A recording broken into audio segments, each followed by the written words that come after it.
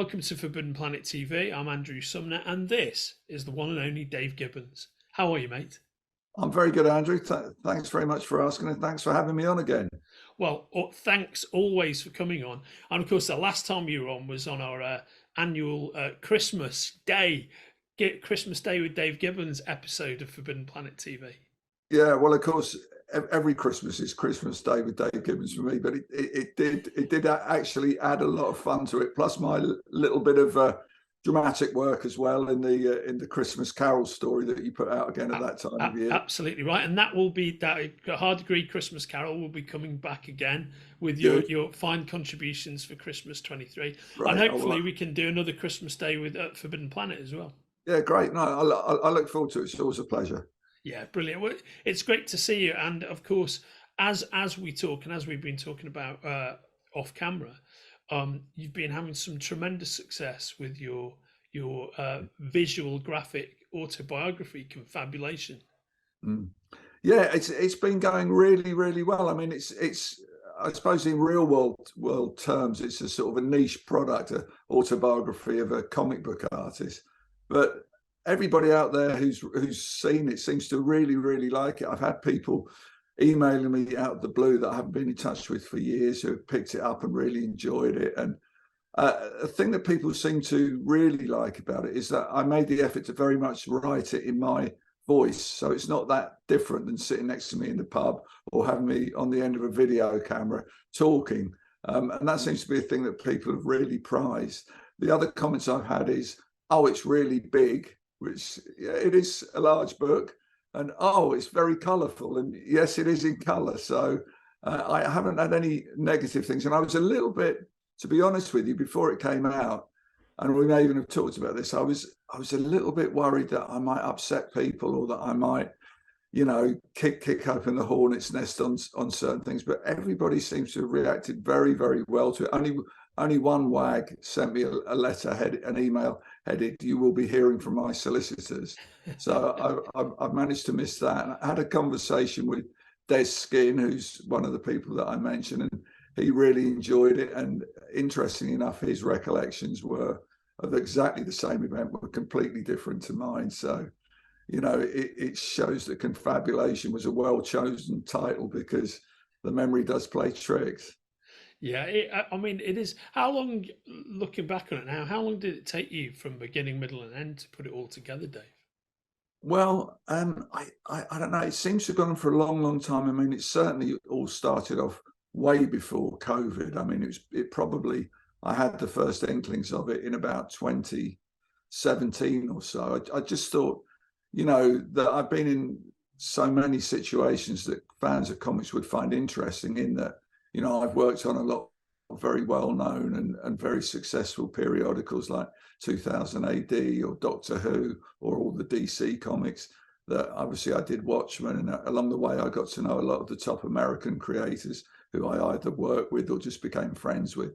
So I thought, you know, in comic book terms, not in real world terms where people are climbing mountains and curing diseases and things, but in the world of comics, I thought, yeah, I've actually had quite an interesting career. I'm sure people would like to know this. And again, I felt if I wasn't me, it's something that I probably would be interested in reading as well. So the way that I did it, I've been very struck by a book that Mike Richardson, the publisher of Dark Horse, who actually now published this autobiography, he did a book on the history of comics, not just himself, but the whole history of comics. And it was a book called Comics Between the Panels. And it was an alphabetical, anecdotal series of essays. And I thought, that really works well. I'm going to steal that. So I had a notebook that I had A to Z. And as subjects occurred to me, I just write them down under the relevant number. And then I opened a file on my computer using a wonderful piece of software called Scrivener, which I recommend to anybody who wants to write a book like this, or anything at all, to be honest. And there you can open files under headers and have sub files so that you can access everything at once. There's a space to drop the images in as well.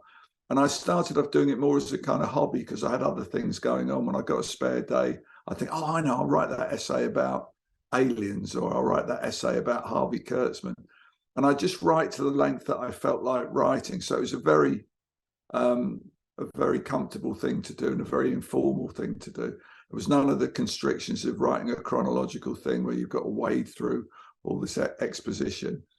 And I guess I must have worked on it for probably a year and a half or something like that. And we showed it to myself, and when I say we, in the context of Confabulation, my editor on it was Tim Pilcher, who's a very well-known man about comics, who I did an earlier book with called How Comics Work. And he sort of guided me through a lot of the practical stuff to do with this. And we eventually settled on Dark Horse as a publisher. And I think we started toing and froing with them probably, it must have been in 2019 before COVID struck, which of course slowed everything down. And so we'd hoped to have it out for last Christmas, but we didn't make that, although it was partly offset by the wonderful time I had on the Andrew Sumner Christmas podcast. But nevertheless, it slightly spoiled Christmas. But it came out after Christmas, and it had a decent print run on it. I understand it sold about half that print run so far. And so, yes, I suppose you could say it's been 5-6 years in the making altogether. In fact, it's been long enough that I've had to amend some of the entries, and unfortunately, in some of the cases, I've had to insert the words before somebody's name, the late, because these things happen. So. No, they do indeed. It is a really delightful piece of work, Dave. It really is, and it's kind of the great thing about it is the way you've put it together. You know, I personally, I didn't read it in a kind of, I didn't read it in a sequential kind of way. I read it in a more sort of modular way, where I guess I'm looking at the index. I went to the things I thought I was naturally interested in first. Yeah. You know, or the people who are mutual friends of ours that I wanted to see what he had to say about them. And then but then as I got into your very personal voice in the book, then everything I just went back and read it all. I was really sort of compulsively into it by that point. Oh, good. So it was the telling as much as the tale that you enjoyed. Absolutely, and that's always the way with you, mate.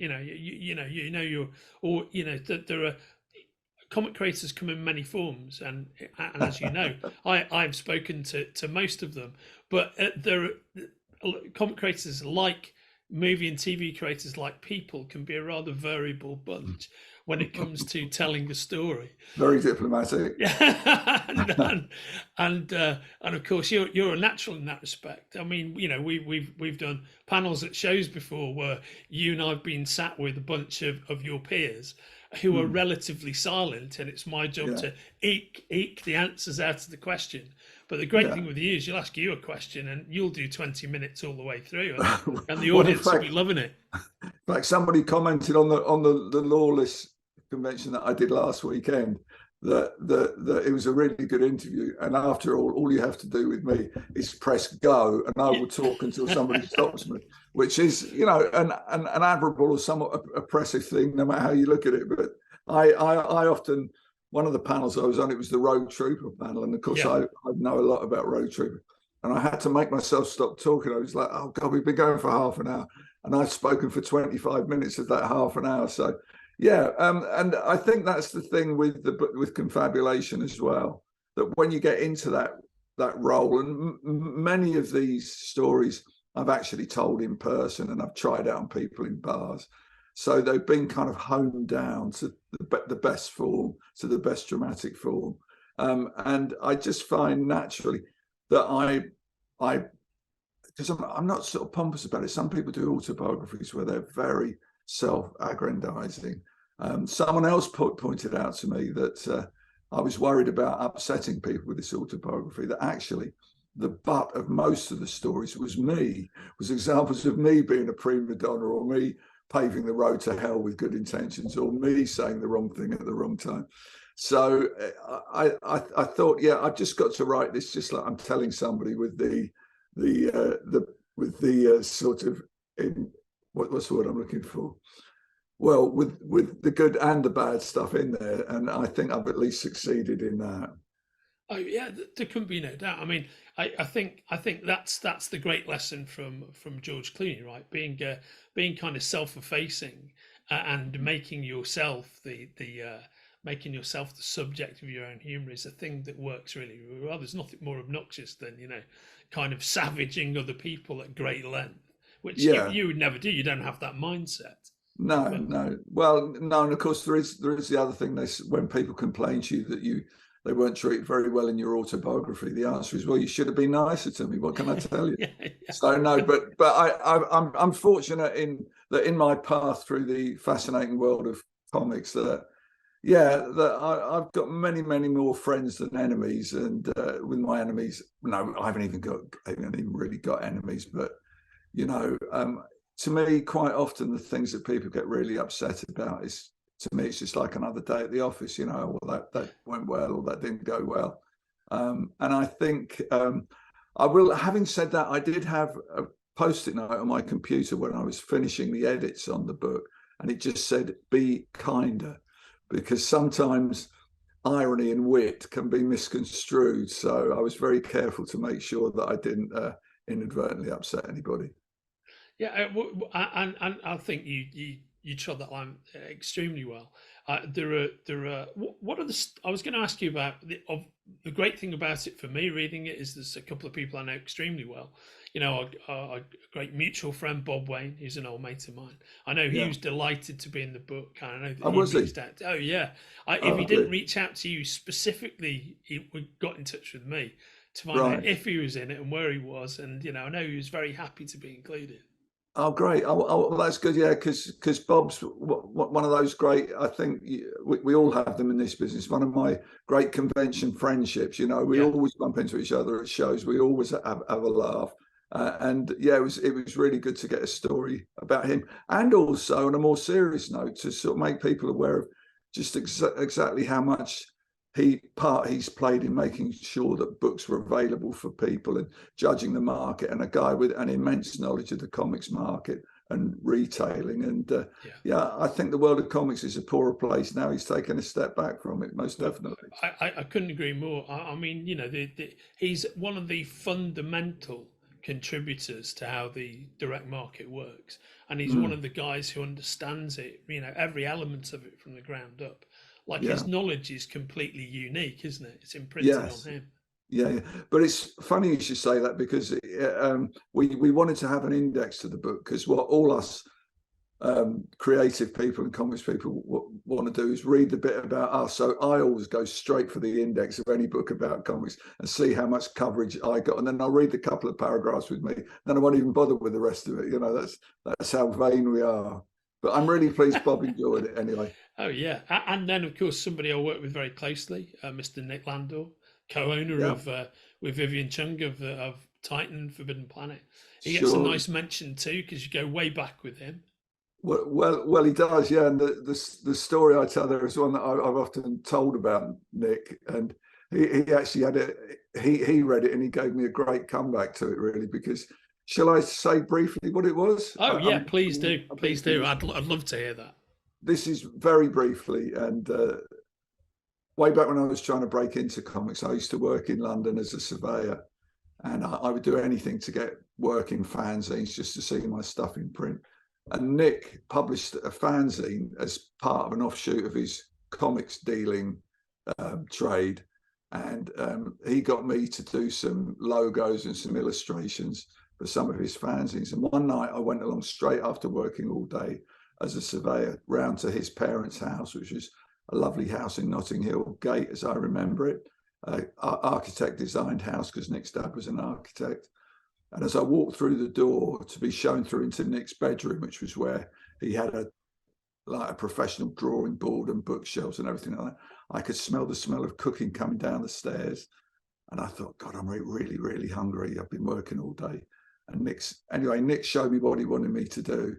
And a voice came from upstairs, Nick, dinner's ready. So Nick said, oh, I'll see you in a bit, Dave, it's dinner time now. So he went off upstairs, leaving me to cut and paste all this stuff to be published. And there's sounds of laughter from upstairs and clinking wine glasses and the smell of food.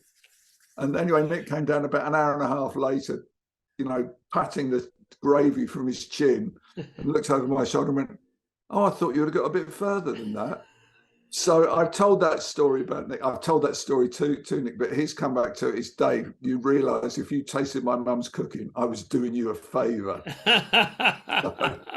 So yeah, so that's my Nick story there. And also, as I point out in the book, Nick's been very generous with wining and dining me since. So it all works out in the end. Brilliant, just so good. What are among your favourite anecdotes in the book, Dave? Without giving them away, because they're best experience, of course, Yeah. in the book themselves, which can be ordered from the links attached to this conversation, by the way. Yeah. I mean, one of my really top favourite things is actually in a way too complicated to put over in this format, because it's about my dad when he was very young. And he basically, again, quite briefly, more detail in the book, his father was a customs officer, and they got posted to Dundee, which is where DC Thompson comics are published. And he shared a boarding house, that my dad and his family, with this guy who was an artist for DC Thompson. And he was a huge influence on my dad. And I've still got a paint box that he gave my dad when my dad was about 7 or 8 years old. And my dad would always talk about this artist. His name was Talentire, H.M. Talentire. And, you know, he obviously had a huge effect on my dad. And my dad would buy me comics from quite an early age, and he'd occasionally find one that had art by Talentire in it. Anyway, the years went by, and I was messing about on the internet, you know, 5 or 6 years ago, and somebody mentioned H.M. Talentire, so I chipped in with more or less what I've just said to you.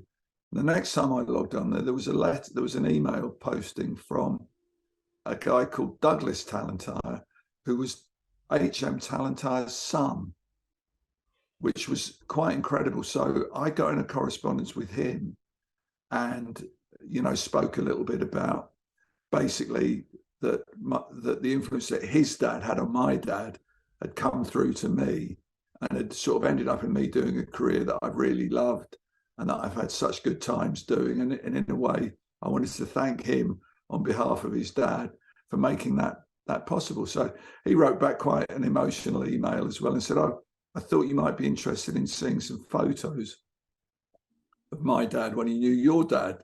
So he sent me these pictures of this very dapper looking guy, probably in his 20s, obviously an amateur dramatics fan, dressed in a Regency costume, smoking a cigarette and all this sort of thing. And also a picture of him in a Pierrot costume, a clown costume with pom-poms and a ruff, standing in a garden somewhere in the early 1920s. And I looked at that and I thought, God, I've seen that picture before, or something very like it. So I hunted through our family photos, and I came across a picture of my dad, aged about 8 years old, in the same garden, wearing a Pierrot costume, a smaller one, with the pom-poms and the ruff, obviously taken on the same day as the one of H.M. Talentire. And so when we discovered that, me and Douglas Talentire, it's like, oh my God, this is, and it would never would have happened if it wasn't for the internet. It never would have happened at all. So actually, since the book came out, because I told him that I was doing a book and I wanted to use this story, and he was thrilled that I would do that. And I actually took him a copy of the book a few weeks ago.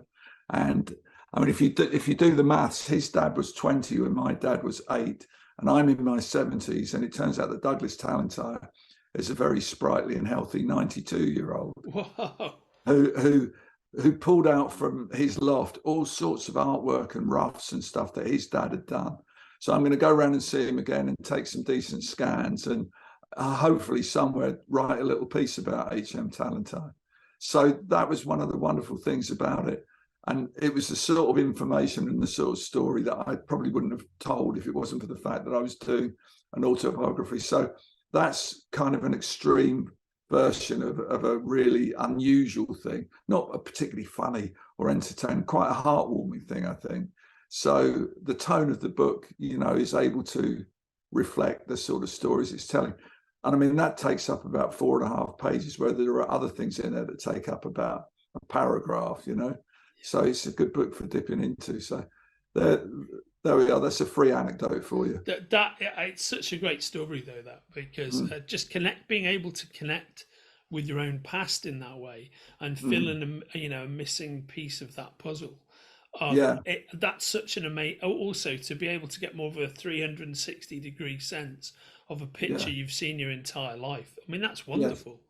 yeah. So, I mean, that was quite an amazing thing to happen. And I mean, you could never have imagined it. I'm sure.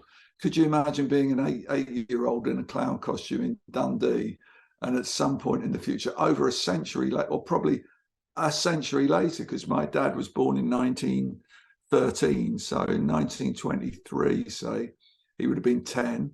So, and it's 100 years since then, and somehow it's all joined up, and somehow there's his son and my dad's son shaking hands. It's just incredible. Oh, it's wonderful. I mean, that alone would be a glorious outcome Yeah. of your book, which is, is the beauty of the book is a reflection of your achievements. I mean, why do you end up writing an autobiography? Because people are interested enough in your life and work, Mm. to want to buy that book.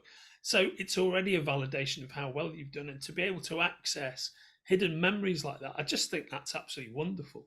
Yeah, I mean, I suppose the other thing, not to talk too highly of myself, but my good friend Hey, Mick Dave, McMahon. if not you, who else? And I'm here to help you in that endeavour.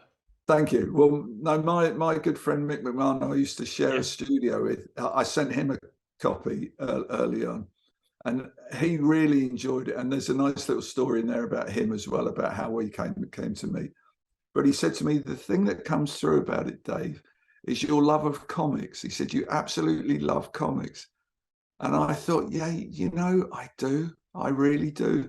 And that's why I've done what I've done. That's why I pursued it. And I mean, I've been lucky enough to work on some really, you know, um, quite successful in all senses of the word projects. But I've never, ever taken on anything just for the money. So, sometimes I thought, well, this isn't going to take much to do and I'll enjoy doing it. So if there's good money, that's great. But I've never, it was one of the reasons I got out of doing advertising work, that you can earn much, much more money in advertising. But it's soul destroying because you're always having to redo things. Everybody's got an idea, everybody's a critic.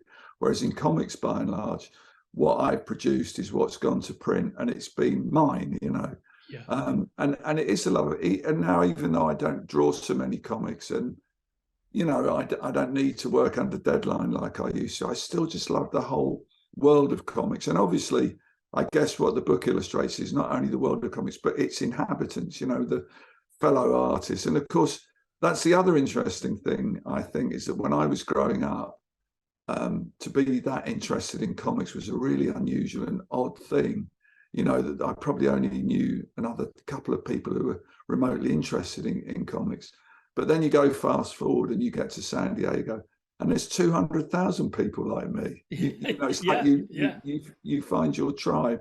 So there's something about that, of being a member of that tribe and discovering that there is a tribe and that there are people out there who care about the things you do and have got the same creative impulse as you. And also, in my experience, the more talented ones tend to be pretty nice people as well. And I've certainly made some great friends, and very few people that I'm not friendly with those I have encountered. So yeah, I just love being in that world of comics. I've never had any wish to be a fine artist or to be lauded for my draftsmanship or anything like that. It's just to be part of the world of comics and to contribute to that and to enjoy swimming around in that particular soup.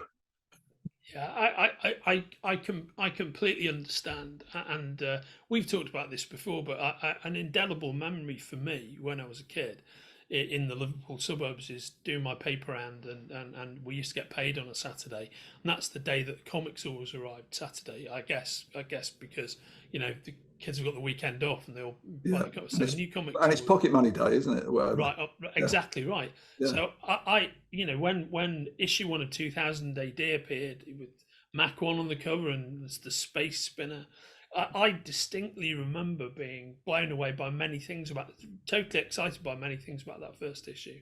One of those things being, Harlem Heroes and your art on that strip, which to me felt so felt at the time felt very American to me, and felt much more like what I was used to seeing.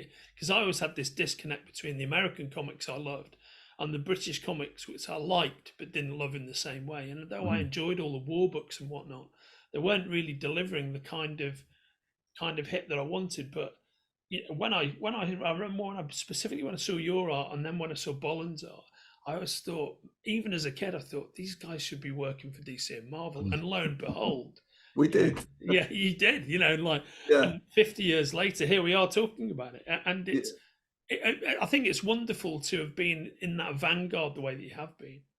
Yeah, well, again, I mean, there's loads of anecdotes in the book about that, how it came to be. But it was in many ways, we were very, not to talk down at whatever skills or talents we've got. We were lucky enough to be in exactly the right place at exactly the right time, because people like Brian and me had grown up reading American comics, but we could draw enough like English comics to make it acceptable to kind of both markets. And people like Mick, who'd grown up really on war comics and a lot of European artists. And we just all happened to be of a similar age.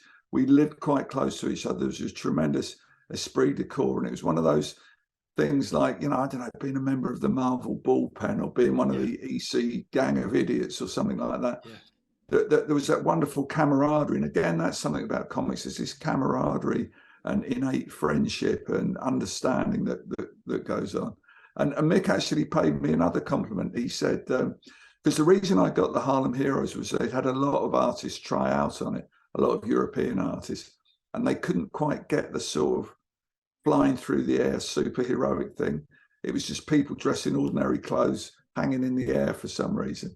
But I did a sample of it, and I obviously got exactly what they wanted, which was that more superhero, more flashy, streamlined kind of Kirby-esque dynamism to it, to the motion through the air. And of course it was a great strip for that, because it was all about action. It was people flying and punching and crashing into things. And Mick actually paid me a huge compliment. He said, well, the Harlem Heroes, he said, I couldn't imagine anybody but you ever being able to draw it. So, that was a nice thing to say, but that was definitely my way in. And, then obviously things progressed a lot from there. I mean, it wasn't the first thing that I'd ever done for Fleetway or IPC, but it was, it was just the right, well, I'm going to say again, I was in the right place at the right time. Yeah, no, that's so true, Dave. And I love your whole energy about the way that you look about your career and your evident love of the comics business, and the fact that, as you were saying, hasn't ever diluted. I think that's a wonderful thing. And so as we're talking now, do you think that have you got tales still left to tell about your time in the business? Well, yeah, I have, because one thing that became, I mean, there's almost a truism of publishing is that once you see the thing in print, you see all the mistakes you should have caught, or in the case of this autobiography, you realize all the things that you didn't catch, that you left out. So I've been assembling a little file in my Scrivener software, and I've got about probably 20 entries so far, and some of them are most of them are worth telling, let's face it, but some of them are absolute crackers, and I can't believe I missed them out. So I'm not quite sure what I'm going to do with it, whether we might, release it essay by essay online, or whether we might wait and do a second volume, or maybe do some sort of bumper volume with everything in it. But I've certainly haven't run out of anecdotes about that yet. And I think I'll know when I'm scraping the bottom of the barrel, because some things, probably aren't worth the story, but there's a lot of things that are. Let me just, I'm not going to give the whole game away, but let me just pull this up just to see what I've thought of so far. Oh yeah, the title's like, well, I'll just tease you by reading you the subjects, okay, to see how these could possibly be made into anecdotes. And if there's anything in this list that you like the sound of, then you'll like the book. Buenos Aires, beer bottles, Helfer Andy, jumble sale, Johnson Fred, Jokes, stop me if you've heard this. Knockabout, Kingsman, Loader, Chris, Lewis, Brian, Lawrence, Don, Levitz, Paul. It just goes on and on. New York Wonderful. Taxi, Trophy Case. You know, there's also, I'm actually, I could sit down and write all these. I can write the whole lot in one afternoon, but it's like, oh, I can't wait to tell that. You know, when you've got a good story, you think, oh, I can't wait to tell this one. I've got that feeling about it. So I think there's plenty more to keep me going there. Well, given the fact that you've amassed that since you've published the first volume, I was thinking that maybe where you're going was what you mentioned, which was revised and expanded. But I would imagine that if you give it a bit of time to breathe, you've really got a volume 2 in that, as opposed to revised and expanded, which would be wonderful.